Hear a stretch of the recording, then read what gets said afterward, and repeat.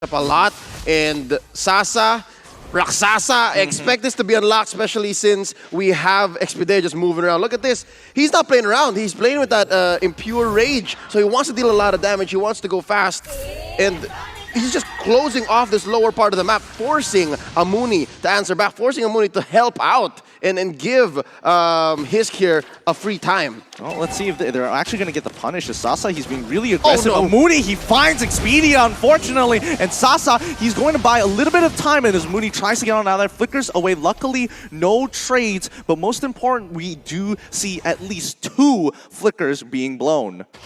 The thing about this lineup on JX Squad is whenever they make rotations, it's very fair. You kind of can tell. And the fact that there is a Selena on the side of Team SMG, Expedia, it's all the more amplified. You can tell exactly where people are, how they're going to go about it, and that makes Daru's job up top in the very first hurdle take just almost impossible. You see how he was sent home by Smooth? That's a glue. Glue usually doesn't put on much pressure, but the fact that Win just went in once, and bottom lane is also not very safe at all for Hisk, it's just Team SMG controlling the whole map. I mean, it's a little different here as Amuni now looking to maybe get an injector onto Expedia, who's controlling this pressure very, very well, winning out on his trade. And as you mentioned before about, you know, this outside forces disturbing both top and bottom side. Oh, the Turtle Steel coming in for bait already. Immediately Win goes for the punish, but the wind blow knocks him up just in time. They cannot go for more here. Dante has done a great job at stealing away a snowball objective. Yeah, but right now, is it enough? As of right now, Team SMG has won the XP lane as well as the gold lane. And Team GX Squad, they have late game potential, but the same can be said for Team SMG. I mean, let's see about this. Daru is getting really, really uncomfortably low for my liking. I's literally 1 HP away, and Smooth takes him out 1v1 up on towards that top side as Expedia. Oh, time Senpai. I didn't think he wanted to do it, and I was hoping that he wasn't, but Expedia, when he saw the Abyssal Arrow not going to connect, he was like, all right, I got this. Yep, Zyme was like, it's just a cooldown. Why not? Why not? It's extra space on the map, and yeah, the question earlier was that worth it? Is it okay to give over the turtle to have extra lane pressure, buy out these cooldowns on the ult on the side of GX Squad? The answer is yes, because for Team SMG, they know exactly the plan. It's just to pressure and to shrink the map for GX Squad, and eventually Hisk, he's not going to have anywhere to go. Look at this. Yep, the dive is already, I mean, they pushed him out of the lane. That's the most important part here. But GX Squad, I like the response. They're going towards that mid lane, trying to crack open that tier 1. And unfortunately, Smooth is there to reply. There we go. Dante getting blown up by the feathered airstrike here as Expedia rotates to maybe catch one more off. Abyssal Arrow doesn't land, but Yato forced to flicker away. Oh, wait, Hisk! Oh, Hisk! No! He actually gets caught down on that bottom side! Spoke too soon. Team SMG, they seem to be attacking on so many different fronts, putting so much pressure on GX Squad. It's confusing the MENA representatives. There's so many fronts, so many angles of attack that, again, halfway through the draft, since GX Squad looked like they were switching it up, Team SMG took advantage of that. They found that weak spot. I mean, that's not all. Yato's getting punished again already. Torn apart memories being used, and Zyme Senpai is like, don't worry, guys. I got it again. One more in the bag. And he holds it for a little bit longer just to check the tri-brush. Really nicely done there by Zyme Senpai. Very micro stuff overall, but here comes the deadly catch. Oh, it's going to be the Daytona's Welcome, not connecting on towards Smooth, who pulls him back. Dante, unfortunately, just stuck in an awkward position, allowing Win to secure that kill. He's going to sit on top of Turtle. No contestants anymore as Hisk getting attacked again down on that bottom side. Trades 1 for 1 though. At least he has turned the tides. GX Squad, what they're doing is they're answering to Team SMG. Again, I mentioned earlier, in a lineup like this, in a matchup like this, where you're facing off against a strong champion, you gotta hunker down. And so far, Team SMG, what they've done is, okay, you wanna fight? You wanna fight over here? How about here? Team GX Squad has just been saying, okay, let me see what's over there. And it's been biting their behind ever since. That's what's explaining this 9-1, 4K gold ahead at about 5 minutes. Right now, the person that can make a difference is Amuni. If he can set something up, then it's going to be great. Because as of right now, GX Squad, they have tried to fight, but they have not fight in an advantageous state. It's always in the side of Team SMG to really set things up, and they decide whether they want to continue or not. It feels like it's about priority, right? It's about trying to... Oh, speaking of catches, Win with a knock-up strike with the help of Zyme Senpai. Already taking out Yato here, and unfortunately for Hisk, he is not having a fun time. Sasa has now completely dominated this lane. It's going to be impossible for his to hold on 1v1 without some kind of outside intervention. Yep, you're talking about priority, and this lineup is just not equipped to do that. This lineup just cannot say, okay, we'll take this fight, okay, we want this, because that's just the nature of Jawhead. Jawhead doesn't do very well at playing bodyguard. We saw earlier how strong it is on the offensive, and just to catch feathered airstrikes like this, it's the living artillery strikes again in GX Squad, unfortunately getting sieged under their turrets. You gotta give it to Win though. When he lands the knockup strike, it's almost a guaranteed kill so far. And Smooth, he's doing a great job just making sure Daru can't get out of his own lane. It's not fun. It's not fun at all, but so far, let's see how far they can push this through. Smooth holding on to his own as Daru is going to be clearing out the lane. Feather Airstrike coming out once again, and it looks like Team SMG will be trying to knock on that tier mid 1.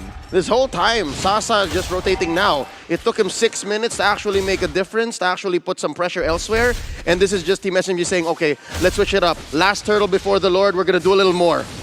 How much more can they do? Yato again getting hit by the Abyssal Arrow. The turtle slain by STB so far. And Amuni trying to set up this kill. Maybe he dies, but can they pick up Win while they still can? The Deadly Catch tries to cut off his angles here, but no, it's going to be Sasa locking him down, allowing the Feathered Airstrike to do the rest of the work. And Hisk, I thought he was going to live there, but as you can see, torn apart memories now becoming torn apart dreams.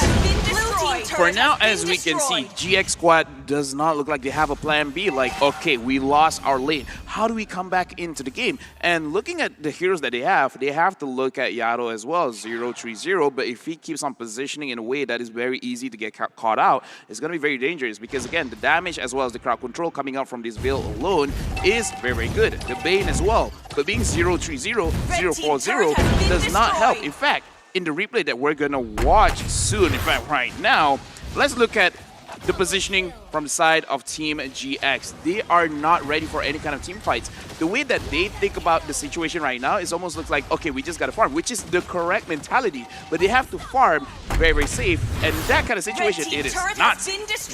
I think they need to keep in mind over a lot of things, because so far Team SMG now pressing their advantage up towards top side here. Daru has to clear this way, but he needs to stack up. He's a small boy until Amuni finds an initial catch. He draws flickers on top of Win. It doesn't work out as they get punished straight away with the knockup strike and the help of Sasa, but even with the Deadly Catch, Smooth is able to kind of peel away Yato to helping. Oh my goodness, Sasa get another kill, and they're gonna be pulling him back. No, don't do it to him. They did it. KO strike into the Abyssal Arrow. Team SMG 19-1. Smooth with the alley-oop.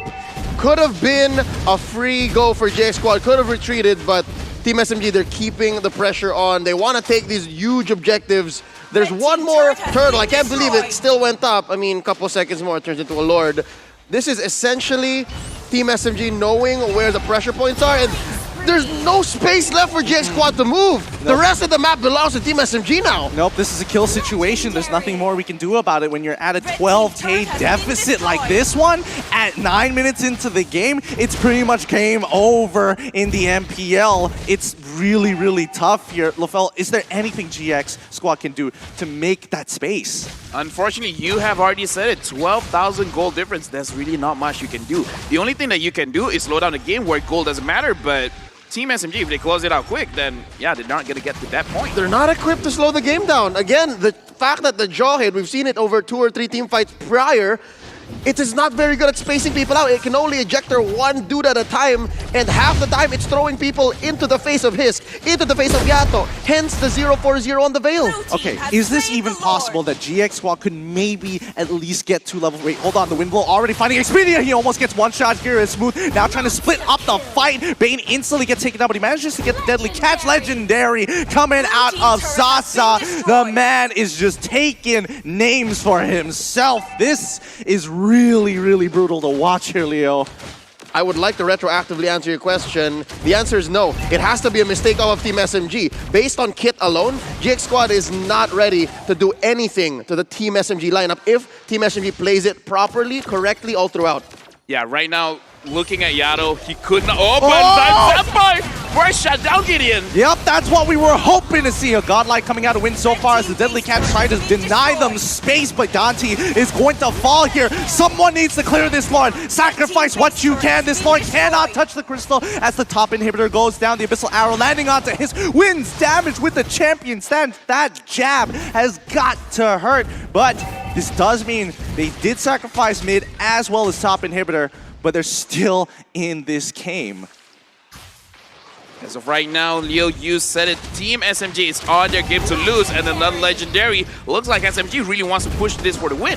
It's tough. It really is tough, and so far they can only just clear the waves and hope for the very, very best. And maybe, just maybe, if Yato can reach at least level 12 here, at least you'll have the upgraded kit of Veil. We don't get to see Veil too often, and I'm still hoping for those big one-shots, Leo. Yep, the one-shot might happen. A little bit of silver lining for GX Squad. Maybe a Death Bush. That's the only other way. We saw some variation of it under mid lane inhibitor, wherein they took out Zyme Senpai, this shutdown on the 4-1-9 Farsa. But that aside, how do you even make a Death Bush? You're barely able to get out of your base. There isn't a lot of control, and oh my goodness, Win just absolutely disrespecting Bane here, just jabbing on through, one-shotting him. No problem! Oh my goodness! Sasa as well, following it up. They're just taking pick by pick, endless battle onto Sasa, 10, 1, and 9 here, and they are going to look to end the game here. That's gonna be it! GG, well played to Team SMG as they find their very